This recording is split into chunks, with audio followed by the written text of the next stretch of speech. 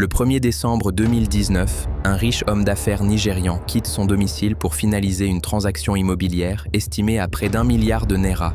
Pour lui, cette journée devait marquer l'une des plus grandes ventes de sa carrière. Mais quelques heures plus tard, il disparaît sans laisser la moindre trace. Son téléphone s'éteint, sa voiture est introuvable, et sa famille plonge dans l'angoisse. Pendant plusieurs semaines, personne ne sait ce qui lui est arrivé. Jusqu'à ce qu'une enquête policière révèle une vérité tellement choquante qu'elle secoura tout le Nigeria. Une rencontre d'affaires, un faux médecin, une fortune convoitée et un meurtre soigneusement préparé. Voici l'histoire glaçante du chef Ignatius Odunukwe.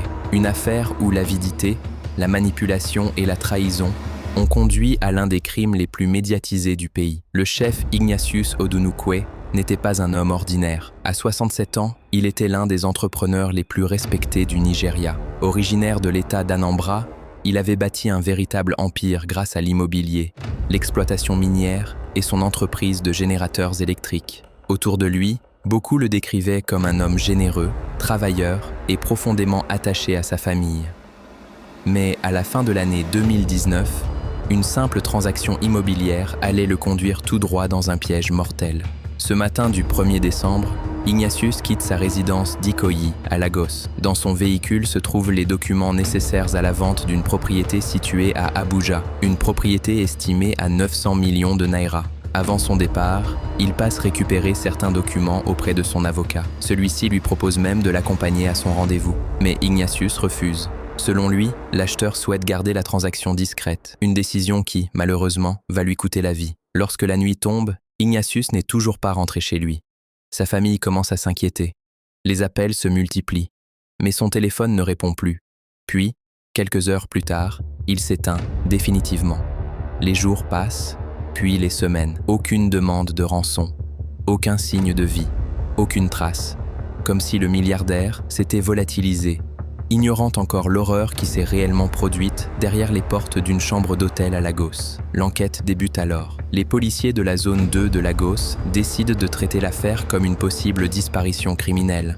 Rapidement, ils retrouvent le véhicule de la victime abandonné près d'un hôtel. Cette découverte conduit à l'arrestation d'un chauffeur Uber nommé Israël Abigaremu. Mais cet homme affirme être innocent. Selon lui, la voiture lui a été confiée par un certain Arinze Igwe, un jeune employé d'hôtel âgé de seulement 26 ans. Les enquêteurs se tournent alors vers Arinze, et ce qu'il va révéler va changer complètement le cours de l'enquête. Selon lui, un homme nommé Daniel Bob Ibeaji lui aurait demandé de l'aide pour faire disparaître un corps. À partir de cet instant, les enquêteurs comprennent qu'ils ne recherchent plus une personne disparue. Ils recherchent un meurtrier. Daniel Bob Ibeaji se présente comme un médecin formé au Royaume-Uni. Il affirme avoir travaillé dans plusieurs établissements prestigieux, cultivé, éloquent, confiant. Rien, en apparence, ne laisse penser qu'il puisse être impliqué dans un crime aussi monstrueux. Pourtant, lorsqu'une perquisition est menée à son domicile, les policiers découvrent les documents originaux de la propriété appartenant au chef Ignatius. Des documents qui auraient dû être en possession de la victime. Cette découverte devient le premier élément majeur reliant Daniel à la disparition du milliardaire. Mais ce n'est que le début. Quelques semaines plus tard, un autre suspect arrêté dans une affaire différente va tout faire basculer. Son nom est Solomon Cletus. Pendant sa détention, les policiers remarquent qu'il reçoit d'étranges appels téléphoniques. Certaines personnes semblent désespérées à l'idée qu'il parle. Certaines menaces vont même jusqu'à évoquer sa mort s'il coopère avec les autorités. Face à ces éléments, les enquêteurs intensifient leur pression. Et finalement, Solomon craque. Il avoue tout et désigne Daniel Bob Ibeaji comme le cerveau de l'opération. Les révélations qui suivent sont effrayantes. Selon les aveux recueillis par la police, Daniel avait repéré l'annonce immobilière du chef Ignatius plusieurs mois auparavant. Il l'avait contacté sous prétexte d'acheter son terrain. Il s'était présenté comme un médecin souhaitant construire un hôpital. Progressivement, il avait gagné sa confiance. Pendant ce temps, il préparait déjà son crime. Il recrute plusieurs complices, planifie les rencontres, étudie les déplacements de sa future victime et prépare même le produit mortel qui sera utilisé lors de l'attaque. Le 1er décembre 2019, le piège se referme. Ignatius arrive dans une chambre d'hôtel à Lagos. Sur place, Daniel lui présente un grand sac censé contenir les 900 millions de naira destinés à l'achat du terrain. Après la signature des documents, Ignatius ouvre le sac afin de vérifier l'argent. C'est à cet instant que Daniel passe à l'action. Il le frappe à la tête. Ses complices interviennent immédiatement, une lutte éclate. Malgré son âge, Ignatius se défend avec acharnement. Mais il est en infériorité numérique. Daniel sort alors plusieurs seringues contenant un puissant produit. Il injecte la substance à la victime. Une première fois, puis une seconde. Quelques instants plus tard, le milliardaire cesse de bouger. Le chef Ignatius Odunukwe vient d'être assassiné. Le corps est ensuite placé dans un sac, transporté discrètement hors de l'hôtel, puis abandonné dans une zone isolée de Gombo, près d'Aja. Pendant ce temps, Daniel conserve les documents immobiliers. Son objectif est simple: attendre que l'enquête se calme, puis récupérer frauduleusement la propriété de 900 millions de Naira. Mais son plan ne survivra pas à l'enquête policière. Le 21 janvier 2020, plus d'un mois après la disparition du milliardaire, les suspects conduisent finalement les enquêteurs jusqu'au lieu où le corps a été abandonné. Les restes du chef Ignatius sont retrouvés. Sa famille peut enfin connaître la vérité et lui offrir une sépulture digne. It was the address, the advert on the board. Yes, in this property. It wasn't online thing. Okay. So I think the security of the house now called him that someone is interested, and that was how he ordered the person to give me his contact.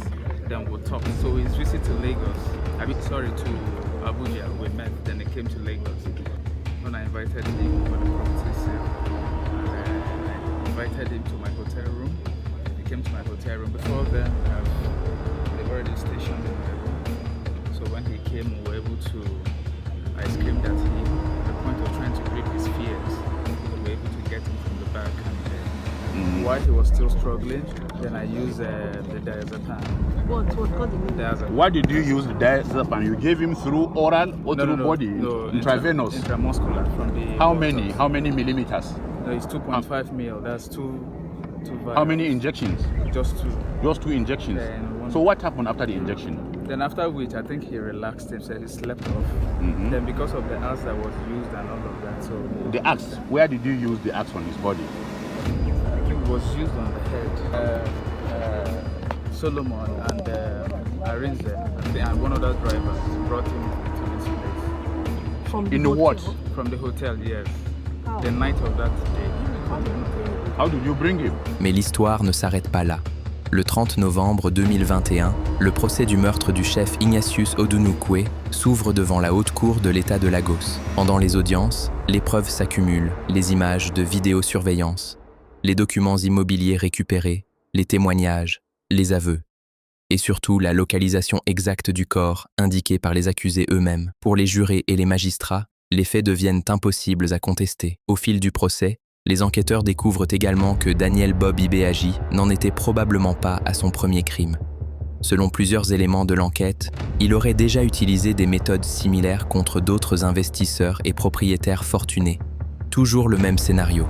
Une transaction, une rencontre privée, une promesse de paiement, puis une disparition. Pour les autorités, Daniel n'était pas simplement un escroc, mais un prédateur qui utilisait l'immobilier comme piège. Après plusieurs années de procédure, le verdict tombe finalement. Daniel Bob Ibeaji et ses complices sont reconnus coupables de complot criminel et de meurtre. Le tribunal estime que les preuves démontrent clairement leur responsabilité dans la mort du chef Ignatius Odunukwe. Conformément à la législation de l'État de Lagos, la peine applicable pour meurtre est la peine capitale. Les accusés sont condamnés à mort par pendaison, une décision qui met un terme à l'une des affaires criminelles les plus choquantes du Nigeria moderne. Aujourd'hui, les condamnés se trouvent dans le couloir de la mort et l'affaire Ignatius Odunukwe continue d'être étudiée comme un exemple tragique des dangers liés aux transactions réalisées sans garantie de sécurité suffisante. Car parfois, le danger ne porte pas un masque. Il porte un costume, il parle avec assurance, il inspire confiance. Et lorsqu'on découvre sa véritable nature, il est déjà trop tard. Le chef Ignatius pensait conclure l'affaire de sa vie. Il signait en réalité son arrêt de mort.